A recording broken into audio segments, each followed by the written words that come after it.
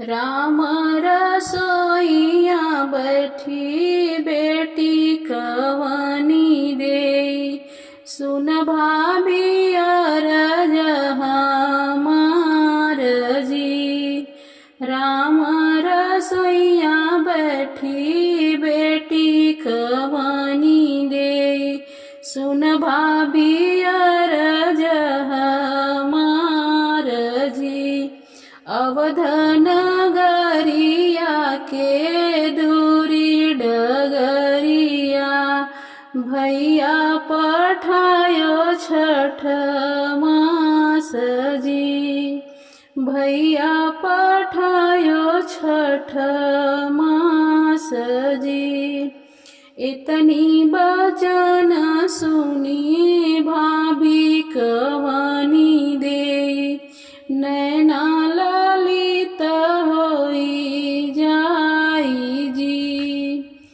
सावन भदौआ की डुरमली नदिया नाही जइहे स्वामी जी हमार जी। भाभी त मोरी मैया भैया अपनावेली। केली है सुधिया हमार जी।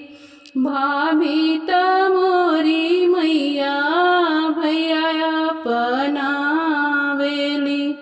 केली है सुधिया हमार जी। इतनी बचन सुनी मैया हो कवनी दे। सुन बेटी अरज हमार जी। नौआ जे जइहे बेटी बरिया जे जइहे सब गौआ के लोग जी।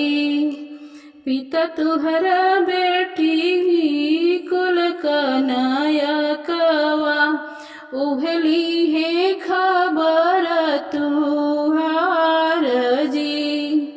राम रसोइया बैठी बेटी कवनी बेटी।